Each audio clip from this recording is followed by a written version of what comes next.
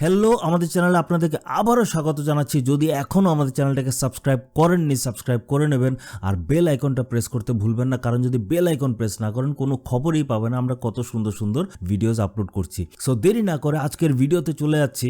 ভিডিওটাকে দেখার আগে আপনাদেরকে একটা রিকোয়েস্ট করব, এই ভিডিওটা যাতে আপনারা প্রচুর পরিমাণে শেয়ার করেন, স্পেশালি যারা যিশুতে বিশ্বাস করে না তাদের কাছে শেয়ার করেন, কারণ তারা জানতে পারবে এই ভিডিওটা দ্বারা যে যিশু তাদের জন্য কি করেছে, আমরা যিশুর দ্বারা কিভাবে পরিত্রাণ পেতে পারি, আমরা যিশুর দ্বারা একদিন স্বর্গে কিভাবে যেতে পারি। সো ভিডিওটা পুরোটা দেখবেন, প্রথম থেকে শেষ অবধি দেখবেন, এটা অনুরোধ রইল।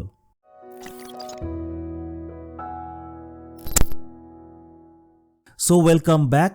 আপনাদেরকে একটা প্রশ্ন করতে চাই, আপনারা কোনোদিন ডেড বডি দেখেছেন, মৃতদেহ দেখেছেন? যদি দেখে থাকেন বা যদি ভবিষ্যতে কোনোদিন দেখেন, আপনারা একটা জিনিস মনে রাখবেন যে আপনি যেটা দেখছেন ওই মোমেন্টে ওটা শুধু একটা খোলস মাত্র, একটা কাপড়ের মতো। আসল যে ব্যক্তিটা, আসল যে মানুষটা, সে আর এখানে নেই, সে চলে গেছে, অনন্ত জীবনের জন্য চলে গেছে। অনন্ত জীবন তার হয়তো স্বর্গে হতে পারে বা নরকে হতে পারে। ইব্রিয় 9:27 লিখেছে, মানুষের জন্য যেমন একবার মৃত্যু ও তারপর বিচার নির্ধারিত হয়ে আছে। এখানে বলছে যে মানুষের জন্য একবার মৃত্যু হয় আর তারপরেই তার বিচার। অনেকে ভাবে মানুষের মৃত্যুর পর আমরা পূজা পাঠ করব, প্রার্থনা করব, নানান কিছু দেব, এটা দিয়ে হয়তো তার আত্মার শান্তি হয়, কিন্তু বাইবেল বলছে না, একবার মৃত্যু, তার সঙ্গে সঙ্গে বিচার হয়। তার জীবনে সে কি কি কাজ করেছে তার উপর নির্ভর করে তার বিচার হয়, সে স্বর্গে যাবে কি নরকে যাবে। কিন্তু যখন আমরা পৃথিবীর দিকে তাকাই, জগতের দিকে তাকাই, হয়তো আমরা নিজেদের দিকে একটু তাকাই, দেখব যে আমরা এই শরীরটার জন্য আমরা সব কিছু করছি।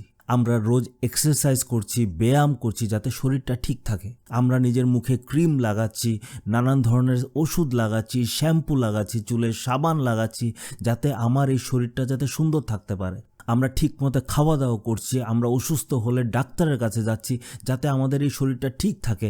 আমরা চাকরি করছি, পরিশ্রম করছি যাতে ঠিকমতো খেতে পারি। আমরা আনন্দ ফুর্তি করছি, আমরা টিভি দেখছি, মোবাইল দেখছি, ফেসবুক করছি, হোয়াটসঅ্যাপ করছি, খেলাধুলা করছি, নানান ধরনের নাচ গান করছি যাতে এই শরীরটাকে আনন্দ দিতে পারি, এনজয় করতে পারি। আমরা পড়াশোনা করছি যাতে নিজের কেরিয়ারটাকে উপরে নিয়ে যেতে পারি, যাতে অনেক পয়সা ইনকাম করতে পারি, যাতে আমি সুন্দরভাবে নিজের শরীরটাকে সুন্দর ড্রেস পরতে পারি, সুন্দর খাওয়া দাওয়া করতে পারি, যাতে আমার জীবনটা খুব আনন্দের কাটে। তার মানে আমরা এই শরীরটাকে, যেই শরীরটাকে একদিন আমি ছেড়ে চলে যাব, এই শরীরটার জন্য এত কিছু করছি, কিন্তু যেই আত্মাটা অনন্ত জীবন থাকবে তার জন্য কি করছি? আমি একবারও বলছি না যে শরীরের জন্য করাটা খারাপ, যে শরীরের জন্য করবেন না, পড়াশোনা করবেন না, চাকরি করবেন না, খাওয়া দাওয়া করবেন না, মেকআপ করবেন না, সাবান লাগাবেন না, শ্যাম্পু লাগাবেন না, বলছি না। কিন্তু এটা তো আমি একদিন ছেড়ে চলে যাব। যেটাকে নিয়ে যাব, যে আত্মাটা অনন্ত জীবনের জন্য আইদার স্বর্গে আনন্দে থাকবে বা নরকে কষ্টে যন্ত্রণায় জ্বলবে, ওই আত্মার জন্য আমরা কি করি? ওই আত্মার জন্য আমরা কিছু করি?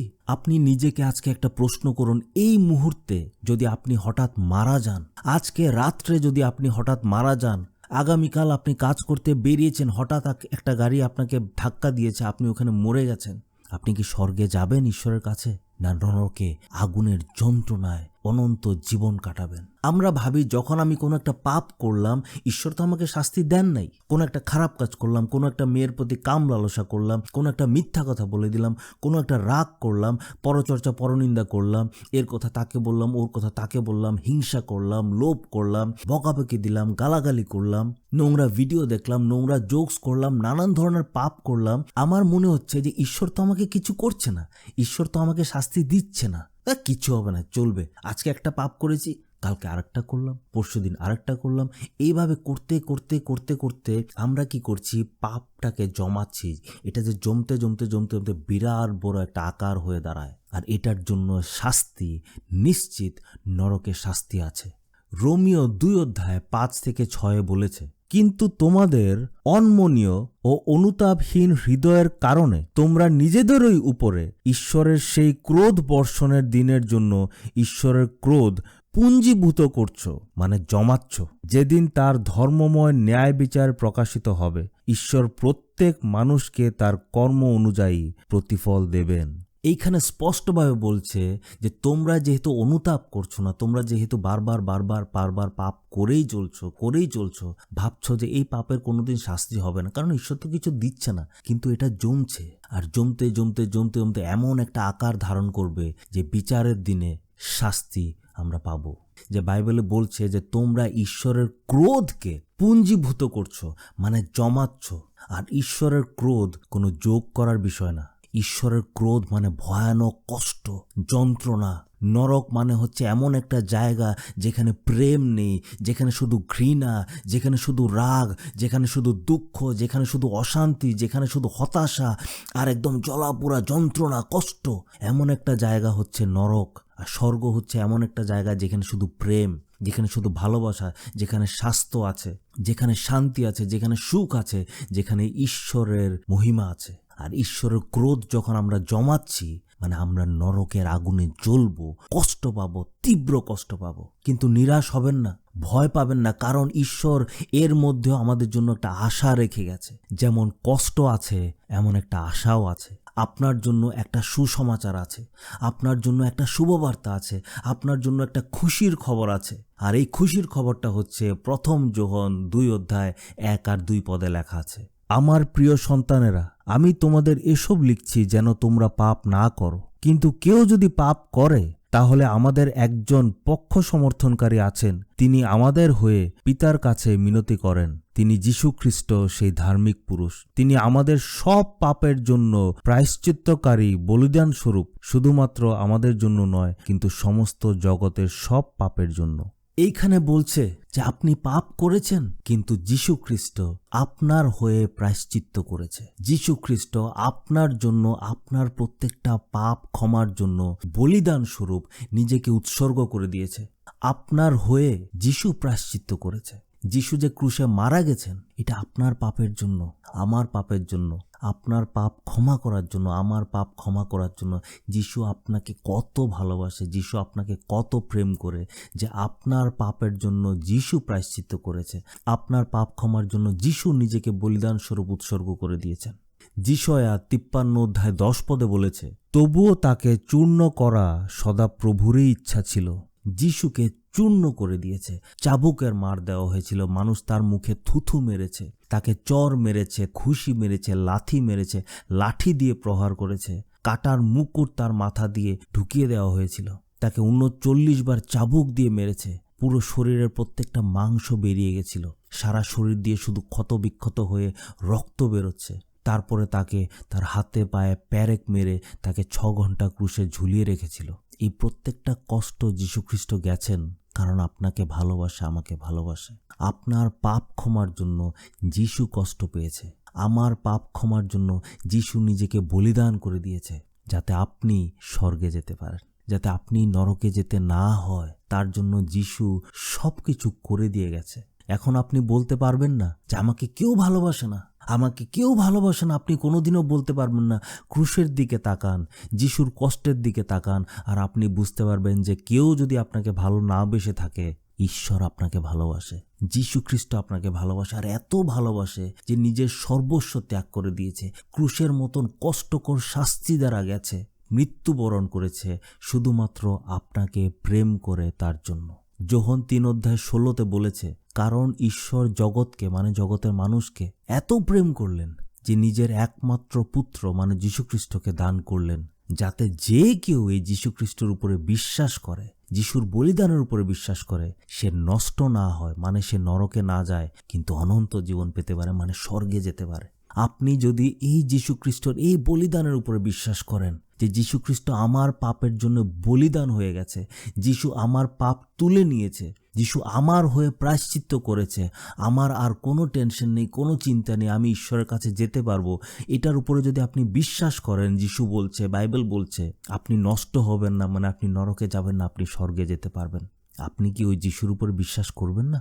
আপনি কি নিজের জীবনটা যিশুর জন্য দেবেন না? আপনি কি যিশুকে ভালোবাসবেন না?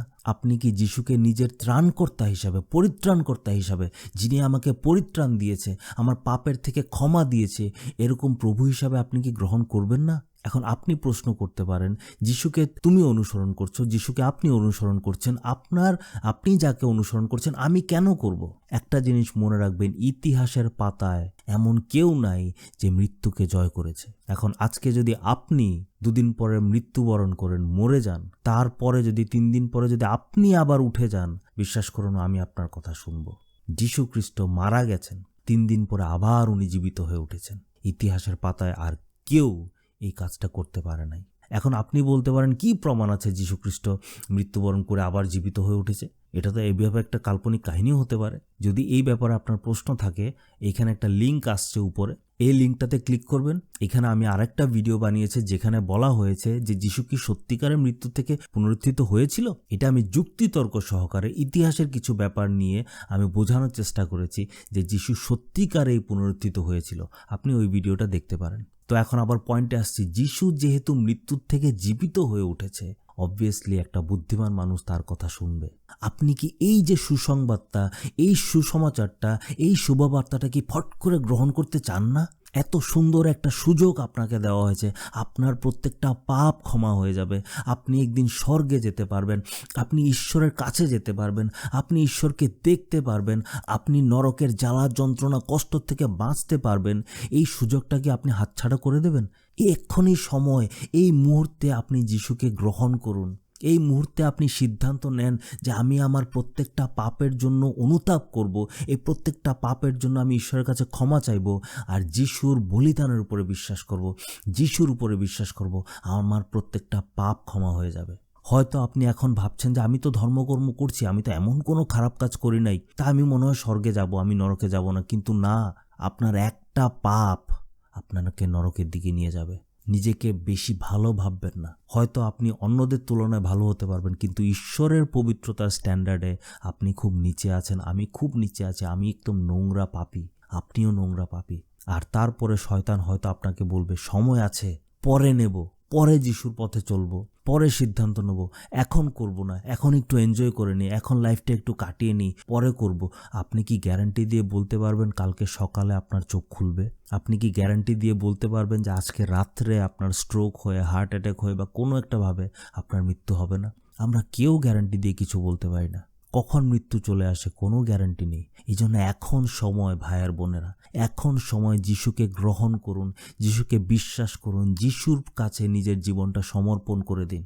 বলুন যে প্রভু ঈশ্বর, আমি এত পাপ করেছি, আমি এত নোংরা পাপী, আমি জঘন্য পাপী, আমি অনেক পাপ করেছি প্রভু। এই পাপের প্রত্যেকটা পাপের শাস্তি স্বরূপ আমি নরকে যন্ত্রণা পাওয়া উচিত, আমি কষ্ট পাওয়া উচিত, আমার পাপের শাস্তি। কিন্তু প্রভু ঈশ্বর, আমি বিশ্বাস করি যে তুমি তোমার পুত্র যীশু খ্রিস্টকে পাঠিয়েছ পৃথিবীতে, যাতে আমার পাপের জন্য উনি প্রায়শ্চিত্ত করতে পারে, যাতে আমার পাপ ক্ষমার জন্য উনি বলিদান স্বরূপ নিজেকে উৎসর্গ করতে পারে। আর এই বলিদানের উপরে, এই প্রায়শ্চিত্তের উপরে, এই ক্রুশের উপরে আমি বিশ্বাস করি যে যীশু খ্রিস্ট আমার পাপ ধুয়ে নিয়ে যাবে। আমি বিশ্বাস করি যে যীশু খ্রিস্ট আমার পাপের বোঝাটা নিয়ে নেবে। আমি বিশ্বাস করি যে যিশুর ক্রুশে আমি আমার জীবনটা সমর্পণ করে দিলে যিশু একদিন আমাকে স্বর্গে নিয়ে যেতে পারবে। আমি এটার উপরে বিশ্বাস করি প্রভু। আমি আজকের থেকে, এই মুহূর্ত থেকে আমার পাপের থেকে অনুতাপ করলাম। আমি স্বীকার করলাম যে যে পাপগুলা আমাকে প্রভু তোমার থেকে দূর করে দিয়েছে, এই পাপ আমি আর করব না। তুমি আমাকে সাহায্য করো যাতে আমি এই পাপগুলো আর না করি। আমি নিজের জীবনটা যিশুকে দিলাম, আমি এখন থেকে যিশুর পথে চলবো।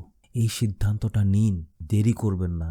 কখন মৃত্যু চলে আসে আপনি জানেন না, আর মৃত্যুর পরেই বিচার। তো যদি আজকে এই মুহূর্তে আপনি একটা সিদ্ধান্ত নিয়েছেন যে আপনি যিশুর পথে চলবেন, আপনি এই ভিডিওটা যে আপনার সাথে শেয়ার করেছে তার সাথে কথা বলুন। সে যেই মণ্ডলীতে যায়, সে যে চার্চে যায়, ওই চার্চে যান, ওই চার্চের পাস্টরের সাথে কথা বলুন, যিনি শিক্ষক, ওনার সাথে কথা বলুন। আপনাকে যিশুর ব্যাপারে আরও কিছু গভীর জ্ঞান দেবে। তখন আপনি প্রপারলি একটা সিদ্ধান্ত নিতে পারবেন যে আপনি সত্যিকারে যিশুর পথে চলতে চান কিনা। তো আজকের ভিডিওতে এতটুকুই। ঈশ্বর আপনাদেরকে প্রচুর পরিমাণে ভালোবাসে, অনেক ভালোবাসে, এত ভালোবাসে যে নিজের একমাত্র পুত্রকে দান করে দিয়েছে যাতে আপনাকে বাঁচাতে পারে। আর উনি চান যাতে আপনি একদিন উনার সাথে স্বর্গে থাকেন। এর জন্য আপনার শুধু একটা কাজ করতে হবে, যিশুর উপরে প্রকৃতভাবে নিজের বিশ্বাসটা স্থাপনা করতে হবে। আর আমি বিশ্বাস করি আপনারা করবেন। আমেন।